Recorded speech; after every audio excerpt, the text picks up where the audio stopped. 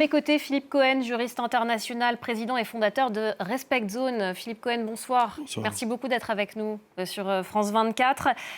Canberra, on vient de l'entendre, parle d'algorithmes prédateurs. Est-ce que ça va dans le bon sens, cette interdiction des réseaux sociaux aux moins de 16 ans?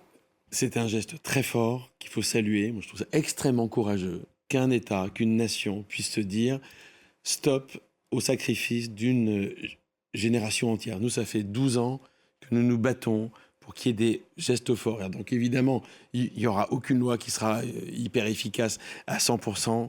Les contournements existeront. Mais on est en train d'aller envoyer un message extrêmement fort pour aider non seulement les jeunes, mais également leurs parents, la communauté éducative.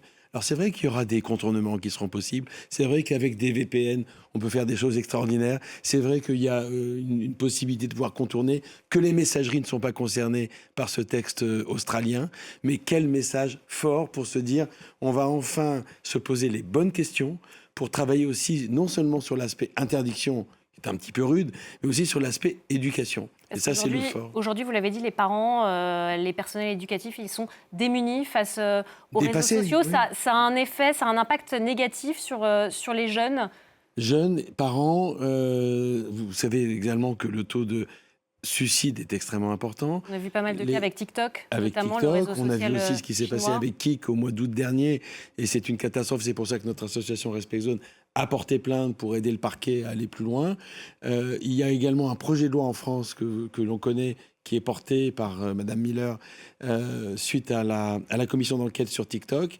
On cherche nos marques, et cette initiative australienne, elle est louable parce qu'en fait, elle va permettre de pouvoir prendre des leçons, apprendre. Il y aura effectivement tout un travail à faire avec les plateformes sur comment est-ce qu'on reconnaît l'âge.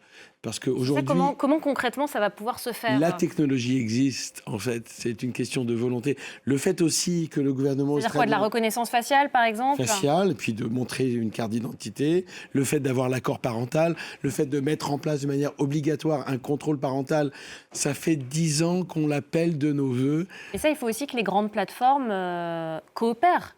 Et les Avec, petites. et les Parce petites que- avec les gouvernements. Parce que si on interdit les grandes plateformes, on imagine que les jeunes ils vont se tourner vers d'autres Et puis, plateformes. évidemment, la nature a horreur du vide, et les jeunes sont extrêmement astucieux et malins, mais ils se poseront la bonne question. Il y aura une difficulté.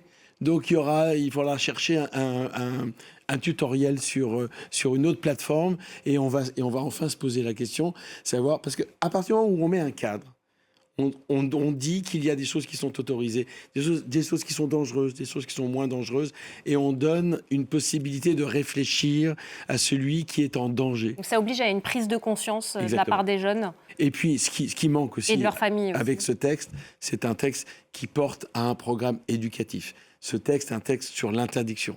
Nous, on dit qu'il faut qu'il y ait deux piliers, deux jambes. Et ça passerait par quoi le programme Par éducatif? une obligation de se renseigner, d'être formé pour pouvoir avoir accès à des armes par destination. Lorsqu'on interdit l'alcool ou la cigarette pour les mineurs, ça pose aucun problème. Les lois, elles sont acceptées. Pourquoi est-ce que lorsqu'il y a une loi contre une addiction, ça pose des questions sur la liberté d'expression, la liberté de l'accès à l'information?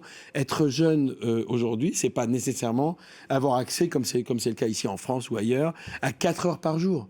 Les jeunes sont 4 heures par jour sur leur téléphone portable. C'est considérable. L'accès au smartphone en France, par exemple, c'est le cas en Europe, c'est un âge moyen de 8 ans et demi. Parce que on voit bien qu'on est bien en dessous de 16 ans. Donc il faut arrêter de se voiler la face.